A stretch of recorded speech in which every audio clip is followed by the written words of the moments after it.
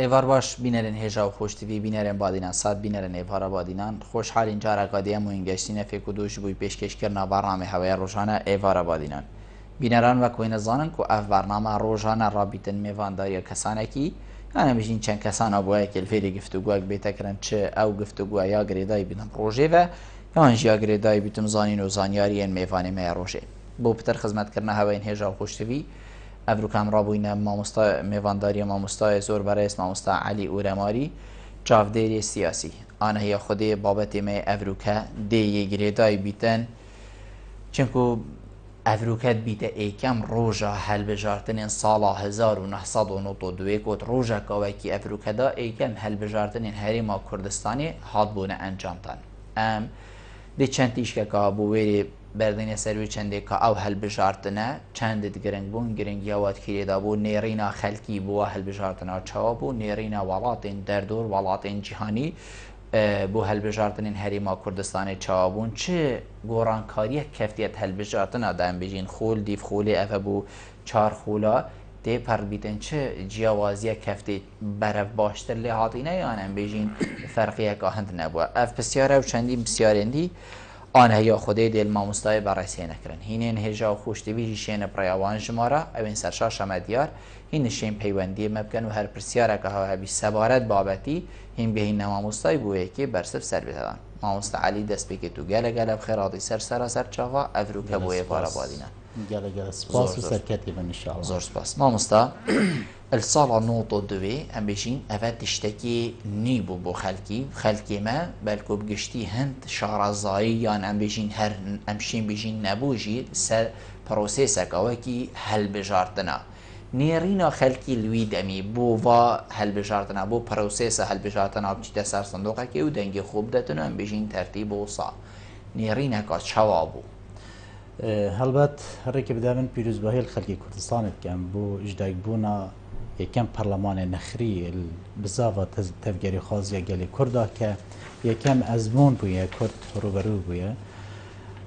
هلبت اگر بچکی وب گرین بو هل بجارتن بری هل بجارتنت موضوعی او روشا سیاسی وی سردمی دا هریما کردستان یانجی دوی سردمی دا که او هر چهار پارزگهت یت جدار وی دا صلاتا یا حکومت عراق دوی سردمی دا هلبت روشا که گلکی یا آلوز بی نخواست اما بو کرد پشتی سرکوت کرنا یا سرهلدانا بهارانو تو یکش لای رژیما دکتاتوریتا بعض و میلیونها کسیان جم توشی کوچکا یا میلیونی بون بو در دور یا ولاتین در دور هریم کردستان دا که دوی سردمی دا هف پیمانان یانجی جواتا امناهی جواتا تناهی ابنچاری و بریارا 688 داری خست که دوی بریار دا دو دور دجفرین هاد ندرس کرنج بویری جارکا دی صدام حسین و رژیم بعث رژیم دکتاتوری جارکا دی بزافکا دیا سرکوت کرنی نکد پشتی کرد الکوچا میلیونی دا وگریانه و درس کرنا وان هر دو دور دجفرین یا 32 الباکوری عراقی جوان بیجین هریم کردستان و دجفرین 36 بو پاراستنا شیعه الجیریا عراقی هلبت اوه خوب خو روشک جورکش ایمناهی و تناهی درس کرد که او مطرسیه که روزانه کرد جاورینه او مطرسی اگر بودمه که جیبیتن هاته پاشی خستن و لواجی دبینید هردوی سردمی دا گرک دانستاندنا نابرابره کردستانی و حکومتا یا عراقی در دست بکر لمخابن هرزیکا در انجامت وان دانستاندنا در انجامت ید گجبی نبوینه هرزیکا او داخازیت ید کو برای کردستانش حکومت عراقی کریم بو چاره سرکرنا پرسا کردستان پرسا کردی هر زیکا هاد نارد کردن و الجهوان هندک داخازی دی یعنی جی هندک مرجیدیت قرص روانه بی درگهی دا که کرد افریقا پیوستی پیرینه کو ترسکه هی کو جارکا دی هف پیمانی جی نمیدو جارکا دی عراق و زفرته و وکو جاران به هنده هر زیکا برای کردستانی بیل ویری کرده هلبت یا هفدم بوشی که توی سردمی تا پشتی دانستاندن جهاتنا راوستان هاتنا هلباشاندن حکومت عراقش بوری فشارکات جی بخیت سر هریما کردستانیان جی او پارزگهت جدر ویده صلاة حکومت عراق دا ادارت خو وکیشان اداره کرد اخسنا دیفاکتوه که دا واقع که دا کدبیتن بیرل چارەسەرکردنەکێ بکەن ئایا بەرەی کوردستانی دەشێت بیتە ئەو دیفاکتوک و جهێ ئیدارێ بگریتن و ئیدارە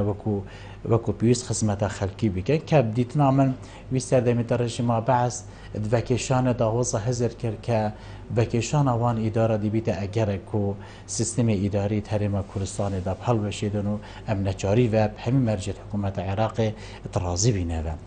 lê xoşbextane biryara êk ji mare êk ya berê Kurdistanê derket ew jî ew e ku encamdana helbijartina ku ew helbijartin cihê îdarêt yê wî serdemî da bigirît Iraqê hatine vekêşandin helbet Kurd ji bilî wêrî ku xûb xû ev ezmûne em tûj bûne ezmûneka ya nexrî biye bû yekem car biye em bibîne xudan qewareyeka siyasî em bişîn twêrê da îdaredana xwe bikin ke gelek li derdorê me heta wî serdemî jî da berdewam wesa bîrlêtkirine ve ku Kurda şiyanet îdaredana xwe danîne ve لوان جی دیبری خدای ام چونت ازمونکی دا یعنی ام چونت قناقی دا که بریاره برای کردستانی او بی که هلبجاتن بینه کردن و دومایی که جی دیار او وقتی هاتی دست نشان کرد که 19 نوتو دوی هلبجاتن بینه کرد لی بجاره کرنا سیستم هلبجاتنا بجاره کرنا چونیتی ها چونه هلبجاتنا یان جی مدوی سردمی دا کمیسیونک نبی که سرکشی هلبجاتنا هم بکده و همی او داتایت یت نيت فرمي بينا يعني جهه باري نبينا و بجاركنا سيستم كيجدا كب قناعتها من حتى افريك هجي رنجا هشت اسوارت وي يت ماين يعني البروسيس سياسي دا بجاركنا بي او ك هل بجارتن ببي يانجي استانجك بهاتدان يانجي درجهك بوده كدبيتن همي لعنك السياسيون همي قوارعك السياسي بربست حفت الصدي درباز بكتن حفت الصدي اجدان جدا در تريما كرسي داس خدا بينتن دابشيت بيبي تاخدان خو كرسي برلماني ده اذا خوب ديتنا من بوي سردمي دا ديار كت كهريما كردستان يعني جي بارتيان سياسي يعني جي بري كردستاني او ازمون نبو يكاني دي چواشيت سيستم كي بجاره يعني هكر حتى حفت الصدي دزفانه اينتن حتى حفت الصدي دزفانه اينتن همي او دنگ دس خو واجي اینا دینا پار وکرن بو لیست بجاره به اندازه دی بخداینه در انجام دو ماهی که دو حزب سرکی مانوه او جی یکیدین اجتماعی کردستان و پارتی دموکراتی کردستان و یکیتی رنگ دو لحنی دی سیاسی پیوهات بینه گیردن وکو هفت پیمانی یک لی رنگ پارتی تا که حزبیه یان جی وکو اکلهانی هل بجارتن هندا بینه و همی او پارتین دی یعنی کردستانی که هل بجارتن نوتوده دا تنه هش پارتیان سیاسی و گل هفت پیمانی پیگ یعنی هفت پیمانی پارتیان سیاسی و هش عالی بون کو بجدایت هلبجاتن آن دا کرین هلبجی بو دو پروسه بو پارلمانی پروسه جی برابری که برابری هیچ کسی که شوان کساتیت خوب بربجار کرین نشیان واندن گیت بیوز ببین کو بشیتن پوست رابری حریم کردستان دست خو ببینیتن من نوری او دنگ دست بهاتین که رجا واندنگاجی گلکا جگدیر نبو يعني اگر دقت مرو صح كده برای خود هي دنگ دیگه شمالی کردستان 49.7 صده و دنگ پارتی 50.2 صده اما ولی که دو ماهی که شیلیبونا یا هندک دوران دا که شیلاتیک هبو پاروکرنا دنگان دا هر دو آلیا ریک هفتن که دستکاریت انجام داد کن که دو ماهی که مدید در حاوی جوه بو پنجی که او پنجی مخابنی و از بیجم حتی افرو که جرنگ اصوارت و یعنی پروسا سیاسی تا باش دیواره لی همی نرینیت خوبه انجام دانه هل بجارتنه که نوتو دی پشتی یکم پشتی سال اگر در باز بوی السر هلدانه بهارا نوتو ای که هلبت دست پیشخاری و دست کفته که هری مزنه رنگل در دوری ما که مدید چند ساله حتی زیدتر الحف ساله جی همی وزارت در دور حریم کردستان عراق بگیره سوریه بگیره ترکیه بگیره ایران بگیره سرارای همین کوکیت وانجی کنا کوکیت مزن هبینا نابینا واندا لی السر پرسا شنابرنا پروسا سیاسی حریم کردستان دا شنابرنا یکم دست پیشخریا نخریا حریم کردستان کو هل بجاتن بینه شناببن بردام هر شش هی و کومونیت خود کرنه و به اندازی هل بجارتنا نوتو دوی تحدیه که گلک مازم بی برانبری همی در دور هرما کردستان جافکت کامیرال همی دنیای سر هرما کردستان بینه یان سر و پروسه بینه آیا اف پروسه دبیته انترناتیفه که قناقا بهش دا بو عراقی که اگر رژیم دکتاتوریا صدام حسین نما آیا خلق عراقی که هر خلق هرما کردستان جدا پشکه بیش خلق عراقی او 35 سال سر کود کرنه وشنا برنه او خلق عراقی توش به هلبت هر خلق کردستان پشکه خو هر مصدر های آیا ملت ادوان در دستریا دا بجی بیتن دشیتن چیدت قناقا یا پروسه یا دموکراسی تا و دشیتن سرپیت خو پراوسیتن و اداره دان خو بکتو وکیشانه و اداره دانا کرد به هندجی از بیجم اب همی لنگید خوبه هل به سرکت نکه هری مازن بو که هل بجاتن ها نکرن خوشبختانه هل بجاتن ها نکرن بی اوی قناغا رکلام و قناغا پروپاگنده دا گریارت گلک خراب نه نکرن ام دهین سر دمی پروپاگنده لی ام بلا دیگه برابین ما مستا هل بجاتن گمان تداینه تشتکی گلکی باش بو تحدایک بو بوی وقتی اتناوا عراق دا و ام بیشین کشدر وشین نیرینا خلکی که بو کردستانه ام بیشین بیتا گورین و پارزگه ها لی دسپیک و دیماهی که چوف سر هنده که ببیتا 50-50 وک هفی یعنی گرنگی هل بجاتنا چه دا بو هکر ام هر وکی بین افا وکی بو من بین ابو تجیبی یعنی گرین افتو نابینی و کوام بیجین نیمچه خواباندنک بو بخلکی هاتا کرن ورنه سر صندوق راسته و پروزه سگ بو مکر هین فیر بون بس پشتینگی ام دوی کین یاکو برجواندی ها هر دو آلیا دا بیت او ایک و یا دویجی ما مستا یعنی کسانک وقتی حتی هفتش صاده نه اینی تو به حلوشاندن او مازن ترین خلطینینه که حتی ویگا ویجوی که جنابتا گوتی امی با جاوید دین من گفت یعنی جبرکو برای کردستانی پارتیان سیاسی توی سردمی دا ما ازمونه که دموکراسی جاری نبوده یعنی اگر ما دموکراسی تا جهب دموکراسی تا که نافخوی یا خمالی گله که بچی سردمی شورا شده ما یعنی بنمونه الهشته و شش و هفته یکی دنیشمان کردستان ایکشمان پارتیا به هر دورکات ها ترزگار کردن بربجیری بیکندی پرکا هلبجاتنی تادا کردن که پروسه کایانی بو پروسه کایا خمالی یلکا بچیک بو بالام سرداری کردن بو هلبجاتنی که تو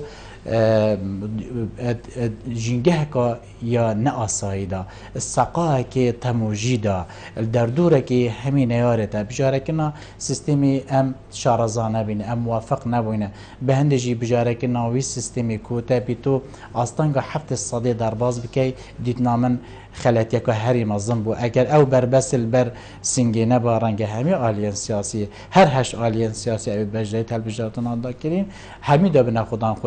خوب کرسی او 50-50 آجی که حتانه کجی بویا غاوه اتگلگ دام دزگیت حکومتی و پیوتیاره حتی ابرو کشی آسواره توی نرابین رنگه ایتی سردمی دو نبا هر چه نبا دب جیوازیه که چند کرسی ها اینجا جدا کرن لی وقتی او بربس هات دانان کجبلی چند کرسی یک بو کمانتوید برای مید آشوری مسیحی هات بنا دانان بلام هیچ لحنه که دیاسی نشیا کرسی ها بدست خوبه بینی ترنش بویره نشیاوی بربستا هفت ساله راکن اوه بو مایویری که مخابنی و باجاوی کم ازمونیا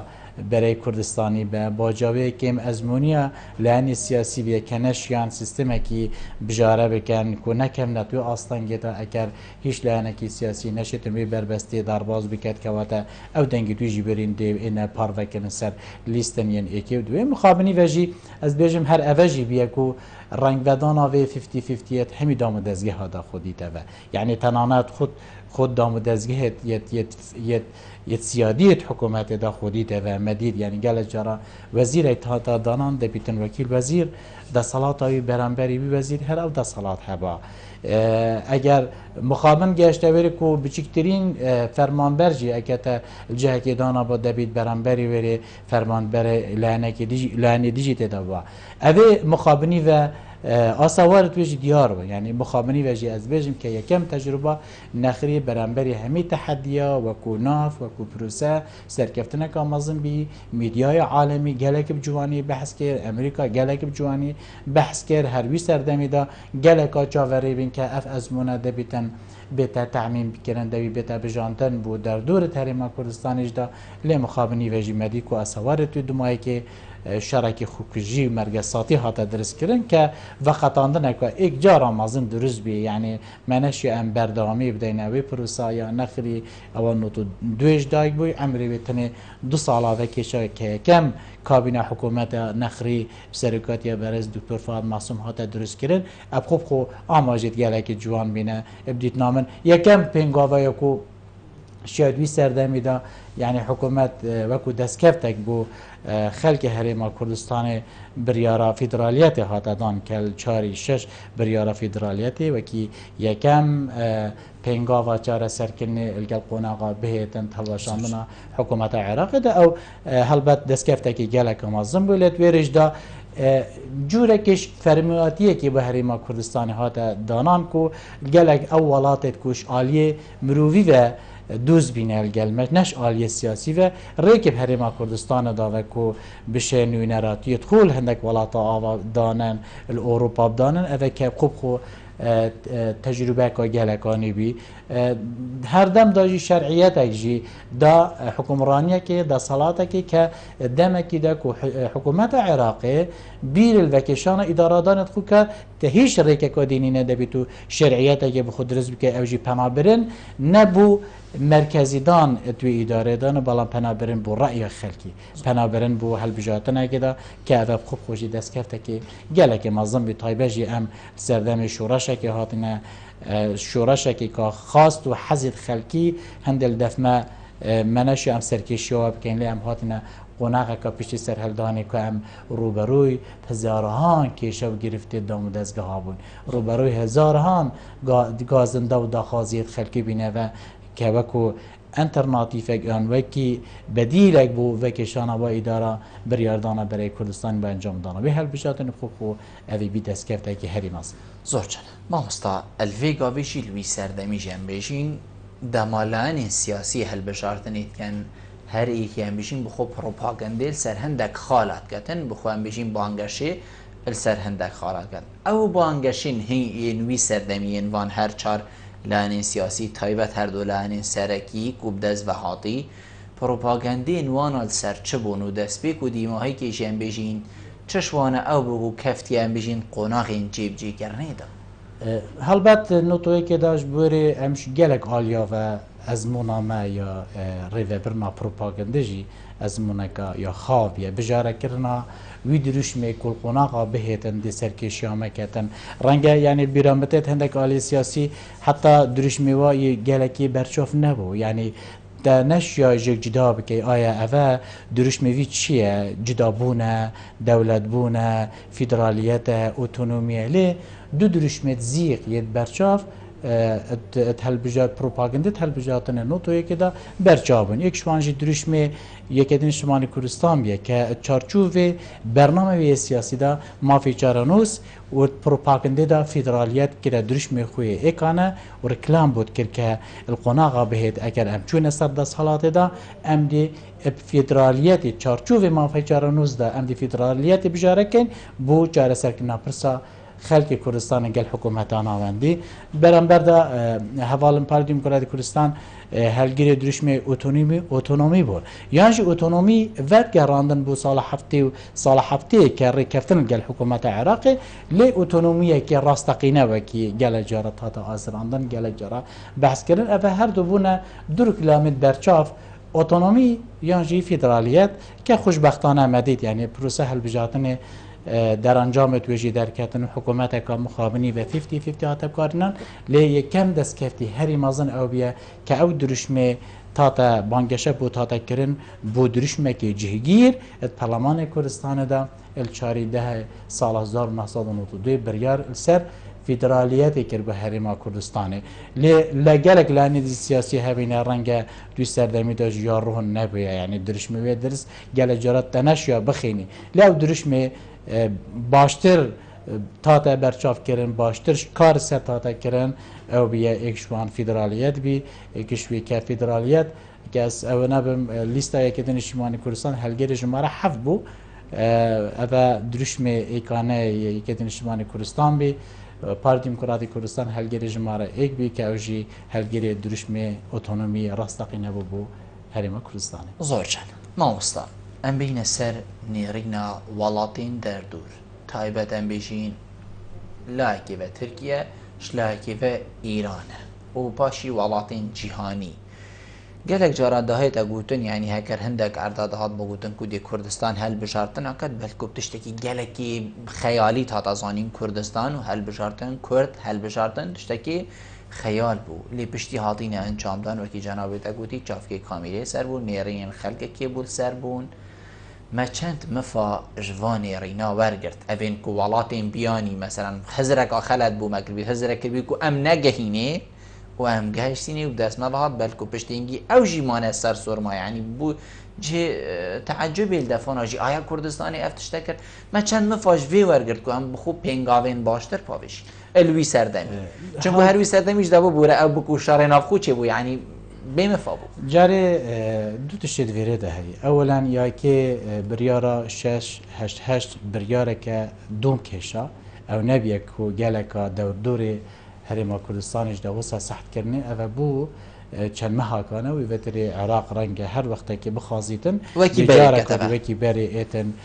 پارزگاه هرما کردستان یا جهر سی پارزگاه جاره کدی دی داعیر ده و گلجی باشو لی تشتی خوشبختانه تشتی کو بیا شانسه که البردم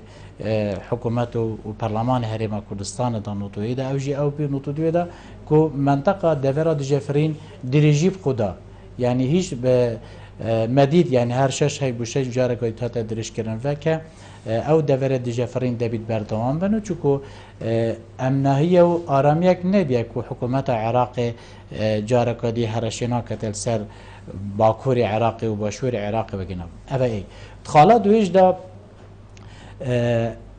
نتوین ین گرتی بریارا پیچنده دا بود که بوش نافبرنا چکی کیمیایی عراقی که ویتنه جی لجانت و لجانت بردوام بینه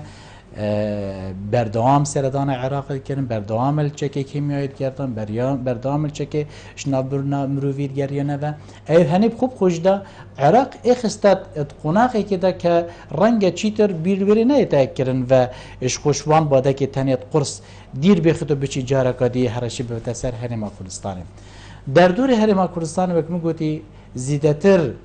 10 ساله شم بشم کمبون توی تنید بردوام بینه بردوام هر 4 در دور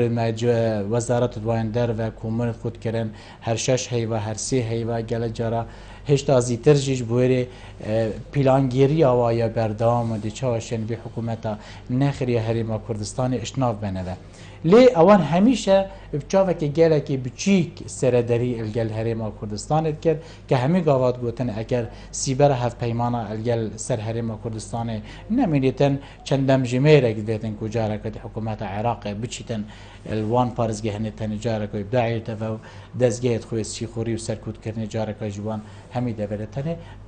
بر بلادب کتبه لی خوشبختانه رنگ اجدر ویوان سنوری در دور هرما کردستان خلقه که دی هبیه گلک پروش ویری بینه یعنی بونمونه هاتنا برز دانیال میتران که دوست که دیرینا خلق کردستان بی ات یکم رنشتنا پارلمان هرما کردستان ده یکم رنشتنا هاتی کرن برز دانیال میتران تویره ده خوب شانسه که دی یعنی دلیوه که دی آمازن بو کردستان رخصان که خلق کردستان دوزی که تین اگر در دوره نیار بنگل هرما کردستان لی خلق که دوزی که هجدر به هرما کردستان وکینا گلک شنوی نراتیا وکینا گلک شوانوی نراتیا تایبت اروپا هاتنا گلک رخراون ین مرووی رخراون انجیو بو هرما کردستان دستگرن اب آواکرنا گلک گندت یت کو زیادتر 4000 گند پروسه انفال دا هات منش ناف برن گلک او رخراون یت نیف دولتی رخراون انجیو هاتنا بو هرما کردستان رفتار کردنا و فرمی الگل دام دزگیت حکومت هرما کردستان مروشید بیشتر روز بو روزی دوستاتیا حکومت نخریه هرما کردستان الگل جهانش در و روز بو روژه برف باشتر به روز برو برف چیتر و برش بویره بشن زوربیا آلین جهان قصد هریما کردستان بکن دو مایکش ده که هریما کردستان ببیته پیگه هک و پناگه هک بو همی آزادی خازنی که حتوی سردمی دا بوان نبوه بچنه عراقی که مدید یعنی اکشوان بستنا کنگره معارضه الشقلاوه النطودوی دا که همی هزن یعنی عراقی کدوی سردمی دا بوانه بیت عراقی دا بشن هر تنه دنگ نرازی بونه بلن بکن هریما کردستان بو پناهگاه بو همی آزادی خوازه بو پناهگاه بو همی اپوزیسیون همی آلین سیاسی که بشن دسته که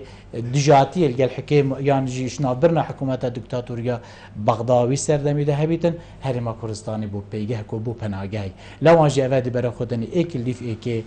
کنگره صلاح الدین هاتا کرن که گلکش ولاتت یه زلهیزد امریکا دنیای دا کنگره واشنطن یه مؤتمر یه معارض عراقی هاتا کرن صلاح الدین هاتا کرن که بتنی خوب خو همی جوره که جورش دان پیدان بینه او دیفاکتوی برای کردستانی هلبجارتن هات نکرنو پارلمان و حکومت هریما هات ندرس کرن دیتنا من دان پیدانه که درکی بیه شوی پروسا دیموکراسی و پروسا دیموکراسی نخری ببیته درگه بو قناغ بهت عراقی زوج ما مستا امی جک بابت خوب برفرحت لیکن السال نوتو دوی حتی امیشین ویگاوی کود بیته 2015 چار خولین پارلمانی ده پرین جنابته وکو سیاست مدارک وکو چاودیرکی سیاسی تو چه گورانکاریتی داد بینی چه فرقیتی داد بینی تو بینی باشتر لی هاتینه افچار خولین هل بجارتنا چاوا تو تل سنگینه گمان تدانینه یعنی خلایکی یا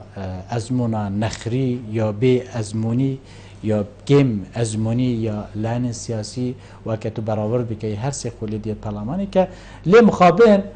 ما نواراسته که وقتیای هی ادوی نواراسته دا رنگ کارتیکر نکنرینی هر مزن الپروسا سیاسی هریما کردستان دا اوجی النوتو چاره حتی اشم انا بجم نوتو هشتی که پروسا آشتی فرمی هاتا راگهاندن و تازه وتر امت هریما کردستان دا گیان لیبورینی پیدا بلی اشم هشت آجی بینم حتی 2001 و 2003 پلوشاندن یانجی رامالینا رژیم دیکتاتوری العراق پیزت هف پیمانی اوه خوب خو وقتاندنه که یعنی النوتو دوی حتی 2005 چه هل بجارتن ندیمه هریما کردستان دا نهاد نکرن اوه خوب خو مخابن در هاویجت گلکی نرینی بینه بو پروسا سیاسی ده هریما کردستان لی 2003 و 2005 که هل بجارتنا دوی هاته کرن بو پارلمان کردستان دی بر خود آلین سیاسی هف پیمانی گلک تعدادات زیده کرن 2009 دی بر خود یکم جاره هریما کردستان دا هورکی بو پارلمان کردستان دا دیارده اپوزیسیون هات زندی کرن یعنی دیارده که 50-50 ام برف دیارده که چونکو هیزن سیاسی هبن لعن سیاسی هبن پارلمانی دا شرط پارلمانی دا بکتن وکو اپوزیسیونک هلبت جوازیه که گلک آمازن هی هر هل بجارتن جیبو تا دو ماهی که هل بجارتن که بریار وصاحتیدان 2013 هیزن سرکی یه هریما کردستان پشتی رکفتن استراتژی گشت قناعته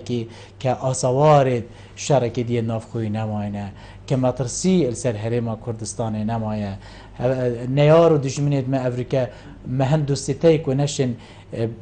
بین ناف آقا کردستان چه روش سیاسی تک بدنه و دماهی که هل بجاتن لعن سیاسی که اوید که النوتو دوی هورکت ایک بینه دیارده پنجی هاتا درست کرن که دیارده که نرینی بیه بو سیستم سیاسی سیستم حکمرانیت هریما کردستان ده او هر دو آلی جک هاتن و قطاندن جبویره ده هیچ آلیه که سیاسی ویوتره نشتن وی هف پیمان گلانه که دیه سیاسی حکومتی پیک بینی که واتا مب قناخه که وقتان دیه هی لیدیسان اگر ویجی بیتانه خافتن مخابن بشارک مرگساتی ده دی بر خدای هریما کردستان پیشکفتن گلک نازن بخواتیدین ابرو که هریما کردستان به پی دستور عراق 2005 ام هریما که باور پیکیر یا فدرالی نه گل سیستم که عراق که دموکراتی پارلمانی تعددی ادا جاری امش قناقه که دا که حکومت عراق اداره و کشان دا دامدزگه پارزگه کردستان بین حلوشاندن و زیترین دم ام پناه ببینه بر رژیم دکتاتوری عراق افریقا او رژیم دکتاتوری جنامایه سیستم کی دیه رژیم کی دیه او باور کی دیه دستور کی دیه دان پیدان یا پرما کردستان یعنی امن که قواره که دستوری نه قواره که باور پیکری نه نیمچه فدرالیت اجدامی درک کتین ما نیمچه کنفدرالیت که هی کمشین همی تاکلانه نه امی سردانی گل باده که خوی درکید کن امی سردانی گل ملف خوی عسکریت کن امی سردانی گل بریاردانت خویت کن ما همی تشتکی خوی هی الهمی دنیای افریقای رنگ گل کل زیادتر عالم پروشی ویرینه که بین حریم کردستان سرمدارت و بین حریم کردستان دا اوانجی بهراخو هبی پشکاخو هبی تو آواده کردن حریم کردستان که همیشه آوا کردن آخه حریم کردستان که آخه که پرپیت و برکت ابداهات که مازن وان دیوان زفریته و که وقت اگر تو 23 سال برابر بکه عمل چه قناخ هاتی نف چه قناخ ابرو که حریم کردستان یه شرکی پیش 52 قلپکانیف دولتی کتبه 52 دولت قلپکانیف دولتی شرکی دجی چتین طارستانه دجی گروپین تروریستان داعش حریم کردستان افریقا میونرات یا همین خلک کی اشاره گل کتبه افریقا ولاته که وکی امریکا ولاته که وکی همین ولات اروپا پروش ویرینه کو سردانه که حریم کردستان بوری بشته که راست خونی که سرداری گل کنه لواج از بجب همین ویلنگیال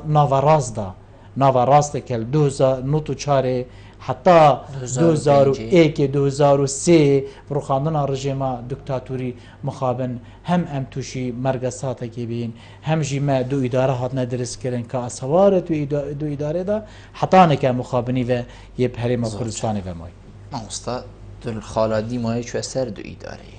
از ده هر بسیاری گیم جنابه راسته امید گل ام بیشین شرکت که این ویگاوه حریم کردستان پمیوه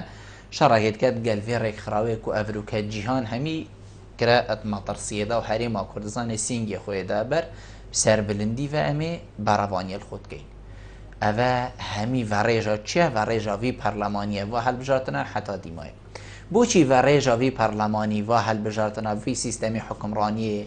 نگهشتوی چنده که امنافخو هندک تشتا چه کن امنافخو دو اداره چه نکن امنافخو اوه هر ریفه برکه بلا اسنا وکیوی ریفه بر بن فلان جی اوه کارمندک اوه تن فلان جی کارمندک وکیوی پلاوی هبیتن اوه وزیرک وکیل وزیر هبیت حدا دیمای بلکو حتی اوه سروک حکمته وکیوی فلان جی سروک حکمته هبیت راست امی بیشاره دید کن بس بوچی امنشیاین ویل نافخو دا چاره سر کن هکر ام ناف خدا چاره سر نکن ام دی چنج در و سر کفتی بی مخابن نکر مرهو سالک دیده که دبیتن چاره سر کرنا وان پرزگیری کو یان پاش و مایت اسوارت شر نافخو دیسان پیوستیب اراده که بیوستیب اراده که بیوستیب باوریه که هفگهور که اوه چه نبود 23 سال چه نبود مخابنی وجه از بجم با جاویجی خلق داد حلبت با جاویجی خلق داد با جاویجی آلین سیاسی دن که حتی که بویاغ دو اداری راست حول و بزاوت بردوام تای 2001 بیرامتیت وی سردمی دا پرلمان میکرد دست بکر جاره که دی جیوینیت خوب کتوه حتی وی سردمی دا باری بکودونه بکو جیوین آل هولیر بیتا کرن آن سلیمانی تا بیتا کرن نوراست تا کرن امش قناقه کده امش بیری نکن کاغل یعنی امش بیری نکن شر نفخوی مرگسات که گلک مزن بسری حریم خلق حریم کردستان اینا خود در باز کردن جیوان مرگسات بیشک بیوستیب نفسه که بیوستیب دمه که بیوستیب نفسه که و دمه که بیوستیب جرأتی و بیوستیب باوری و بیوستیب مطمئنه بیکرن بیکودو هیا که مخابنی و جاز بیجم حریم کردستان دا او مطمئنه هنده جارا برو برخطت یا لنگ که وکی حتی ابرو که جه شرمزاریه ابرو که حریم کردستان دا موازارات پیشمرگه هبیتن که دبیتن خوسریه همی تاکه که وزارات پیشمرگه دا بو آخا هایی بیتن بو پارسنا ولاتی هایی بیتن لی برانبر جدی بر خدای مدو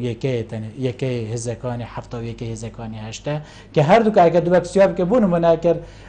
اگر او مطمئنه و او باری هبیتن خو هزکانی هشته هزکانا پارتیا سروک حریمیه ابکو خوش ده پروش لگدانا وزارت پیشمرگه کلام که بریاره که بدم بجی من یک هزکانی هشتا هلوشان دیدنام سپاسی و یکی هنگ نچاره یک هزکانی هفته هلوشی بنیتن اگر او متمانه او باریه نه مخابن امریکا دو فرمانده سنگره که دابن برانبری مازنترین درنده همه دنیای دا که سرش قاعده استاندی ایکی بیریه یا صور ایکی کسکه آخری حتی کنگی 23 سال اگه در باز ببین منش یا برس گیری که گلک تنانت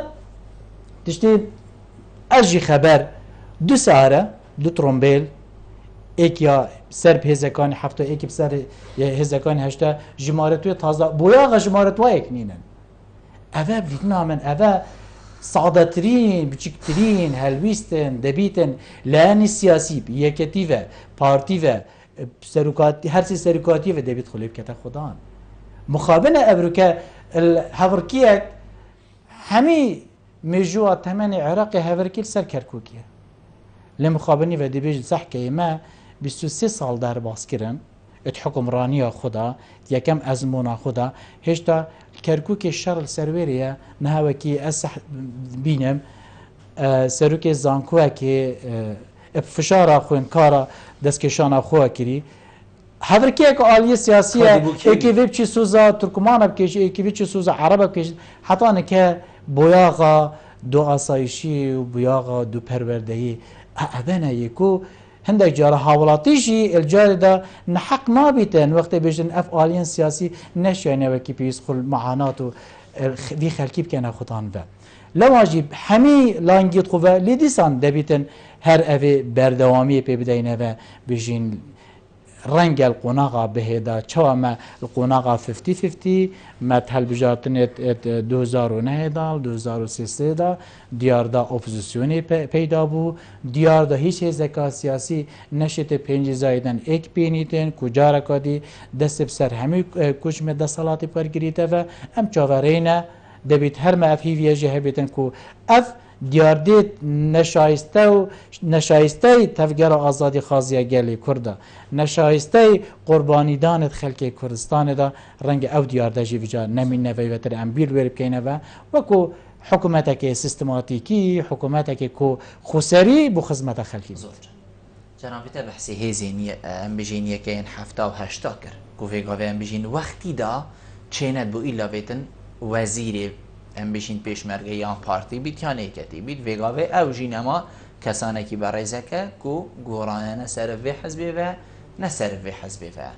او پرلمانی کو حتی وگاوه 4 خول بوری نشیتن ایک حس بکتا ایک او چه سرکفتنه تو ده امام استا او چه سرکفتنه کو او پرلمانی حتی وگاوه نشید وی هزین کو وکی جنابیتا گوتی آخا خو وگریدایی نکتا ایک او سروک ام بشین وزیری ویجی نجوه هر دو حزبا بیتن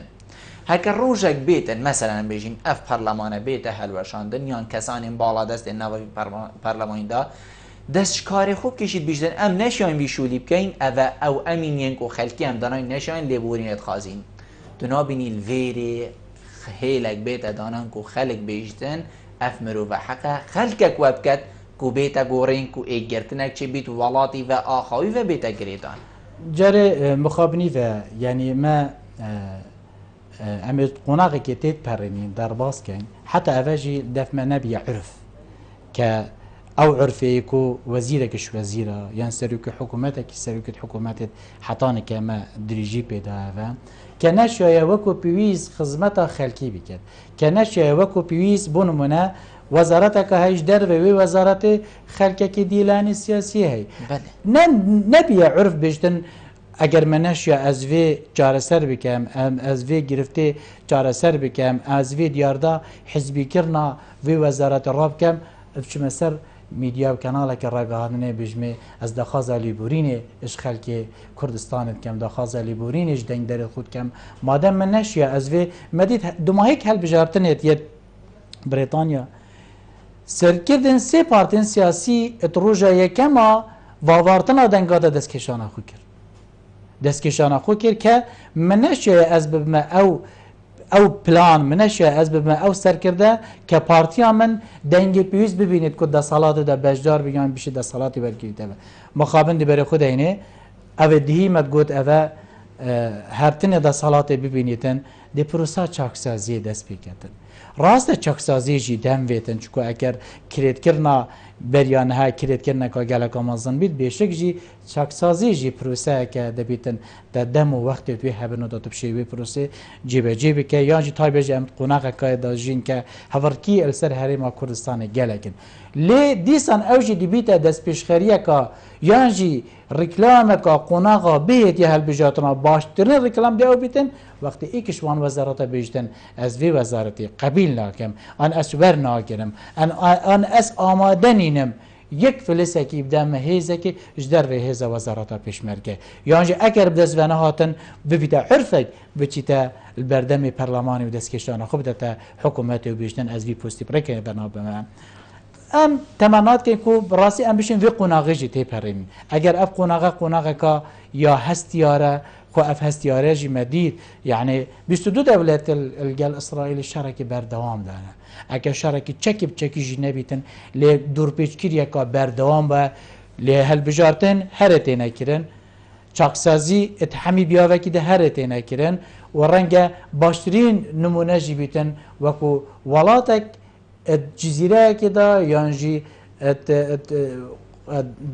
دلیوه که دا که همی در دورت و چارچوب پروژه روشالات نافین که بده ببینه شناف برن حکومت دکتاتورینه حکومت تویراسینه حکومت پاشکفتینه دی برای خود این قواره که بچیک نمونه ترین حکومت دیموکراسیت ای باشه بچه امشت حریم کردستان نبینه نمونه ترین حکومت دیموکراسیت دا صلات بریک صندوق دنگدان گلک جوانی بیتا رادست کرن و همی اوادهی منشی ام بکن مگوتی آسوار 50-50 پیوه های یخونه که 50-50 تدانینه بوچت وزارت که دا اگر او وزیری نجوی آلی 50 و نجوی آلی 50 بیشتن از قبیل لاکم از خلقه کش در وی وزارت خودم بکم که انتماع اول آوی بو آخا وی والاتی بو خسریه وی والاتی نبید زور جانه بگوتن سیستمی ام بیشین یه حکمرانی حریم کردستانی پارلمانیه ام بیشین پارلمانیه بس پارلمان کردستانی چند شیعه وی آخفتنی وی من بجین یاسای چسب بینید کو بلکو گلک هزر کن سروکاتیه نظانم نیم چه سروکاتیه پارلمانی حدا دیمایه پارلمان چند شیعه وی خاله هم بجین جیب که صد کو سیستم ببیت سیستمه که پارلمانی وش هم بجین کار و صبره بچیدن نه سروکاتی بیتن مخابن ما 2005 اتقال هالبجارتنا 2005 دا که توی هالبجارتنا دا هم دا دستور عراقي دنگل سريتا دان كو خلق عراقي دنگش بوده پریما کردستانه و دخول هالبرلماني دا توی سردمی دا کاره که گلک جوان ها تکرن دا کت امجی وکو حریما کردستان ببینه خودانه خوی خود دستوری که مخابنی دا دیسان او دستور جی بو 2009 جدا مدید هندک آلیان سیاسی جدا بون یعنی جی رشکه که دی اخستبر که یکم جدایک بونا یا گوران بیا بو مایویری که دستور نه دنگش بونه یتدان با مخابن حتان که جی گل جارا تشتی هری گیرنگ پرلمان مجیدا بو نمونه یعنی 2 سال چنمای ام دی پرینین ام دی درباز کن بو نمونه هر تنه بو زیده که نمای سروکاتی هرینه که سی هزیران 2013 هاتا درش کردن بو 2 ساله و توی سردمیج دادیستان پرسا دستوری هاتا گلاله کردن که دبیتن یکم رنشتن پرلمانی ده و شخو بیان نام سروکی هریم خوب وقتش در و زفریه و پشتی ماوی سروکاتی هریم هاتا درش کردن یکم بیاننامه هاتی در خستن زارده ویده اویه که یکم رنشتن پرلمانی خولا بهت دبید یکم رنشتن بو زندگی کردن پروژه دستوری بیت و فکرندن دستوری بیتون برای مکرسان کنم که خیلی که امروز 2 سال خوی درباز که تازه صبحی پارلمان کردستان انتخابی آیا دنگش بو لجنه که بیشتر کسی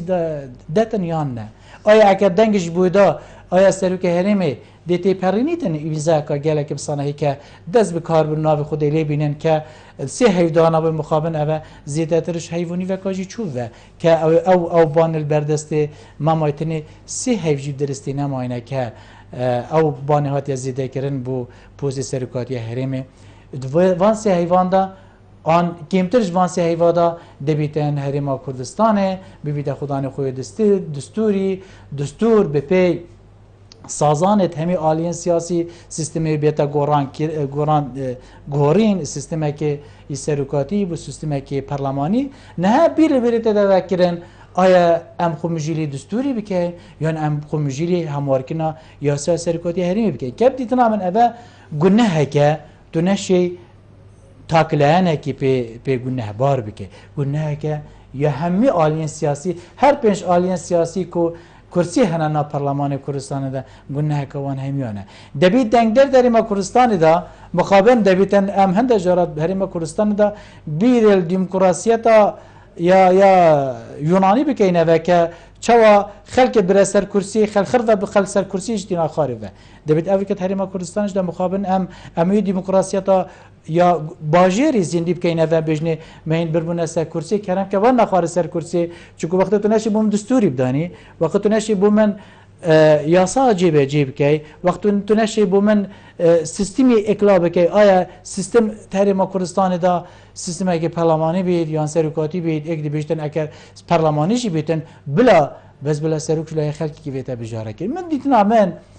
همی آلین سیاسی بی نافل اینان برنبری خلق کردستان گناه بار زور جان مامستا جناب تا بحثی و چندی کرد که خلق افروکه تایبت وی خولا دیمای دا که خلقی حالاتیا کسان برنه سر کرسیا کرنه اندام پارلمان و حتی دیمای چنکو سیستم که وکری بو نه سیستم که داخرا بو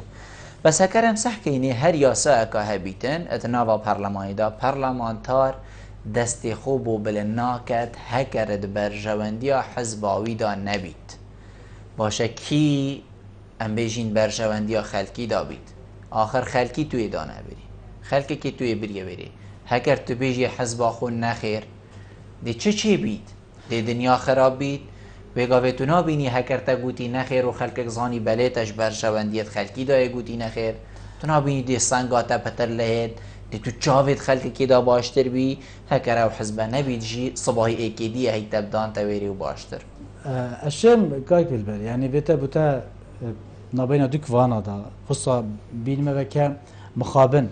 ما بارتيان الديمقراط خازو ما خلك كي تكنوقراط جي هي لي نابين دوك فانا دا جواك كي چاندن ده هشتا كمخابن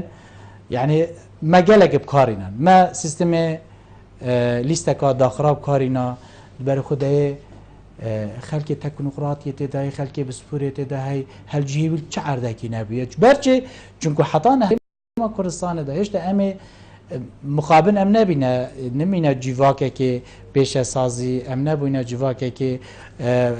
تاک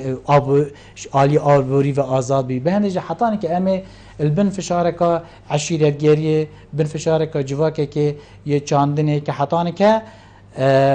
جواکه که باک سالاریه که دبیتن بردوام ایک سرکیشی عمل که بندشی برای خدای مخابن خود لیستا وکیری جدا لیستا وکیری دا آلین سیاسیش بویره تو بشه زورینه خلقه که دور زورینه دنگدار دور قواره خواه سیاسی یانج لیستا خو دی تماشا که دی پناه بتا بر هزا عشیرتی دی پناه بتا بر هزا دینداری دیستان اوجی بدیتنا من یک چواشکر نکه و نسخلمیه که برانبری ریفرام کرن پروسا سیاسی دا براویر تو سیستمی که سیاسی درست بکی که تو بشه افریکل سرانسر دنیای شانازی بکی هیچ جوازی یکسانی نابرا هیچ تاکه که دانه مینیتن همی تاکه حریم کردستان یک چا بین تماشا کرن لوانجی دی برای خدای افریقا او پارلمانتاریت کو شر دنگداری سر کرینه و لی طول پارلمانی دا دربرگل کشوان دربرین اجدنگداری نکده و بلکه دربرین اش هزا خواه سیاسیت کده و یعنی تا هزاوی سیاسی بو نقشه ریکه که دست نشان نکتن بیشتن ادویر داده بی تو شر سربی که ادویر داجی بوه نا بیتن تو خلیب دیه و بدید نامن او نشد بیتا پارلمانتاره کن که ولا آوی انتماع آوی دلسوزی آوی پاراستنا دلسوزی آوی بوی دنگداری و بل هرچند نجی تکنوقراط لمخابن هشتا جواکه که چاندن دا قفل داد جيت حتى آلية سياسي وكو بابك وكو سيوانك حتى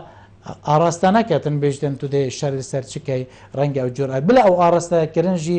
خزمەتە خەلکیدا ناوێتن gelek car hindek arastekirinê tey axîr merjnînet xizmeta xelkî da bêt. Renge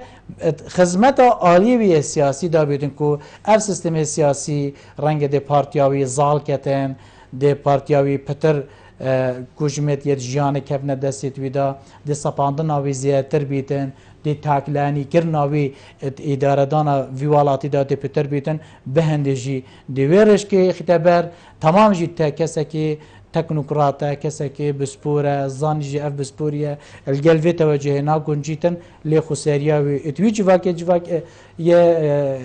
çandinê da milketçê îrada hizbî bît milketçê îrada wî lîsî bîtin û dan pê danîş pê diket. بەلکو gelek cara em bijîn xelek il cadê bêjîtin em ê pê heskayîn em ê fêr bûin hosa bes dîmaya her çîteve ser ya berê em bijîn perê wekî berê yanî bi hekevê gavê tu bêje gelek hesal nava cadê dibîjtin bira em ê fêr bûin êdî bes e ew tiştê berê bes e bûçî em her zivirîne ve bûçî ev civak evê cenabê te gotiye çandinê her dî zivirî te ve ya berê yanî ma tu fêr nebûyî ev pêşkeftina vî serdemî belkû gelek tiştên heyîn tu xwe jî zanî xelet e tu fêr nebûyî vê nekey kengî dê em fêr bîn kengî dê em zanîn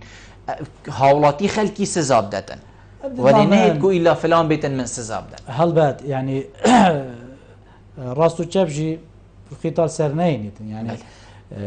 me em wekû Kurd wekî çal destpêkî jî me gotî em yekem care mêjiya tevgera azadîxwaziya gelê Kurda Kurd bigihne qonaxekê ku biryara îdaredana xwe bikin ke yekem ezmûna nexrîtan û duê me dest pê kir. Me qonaxek tê peran ke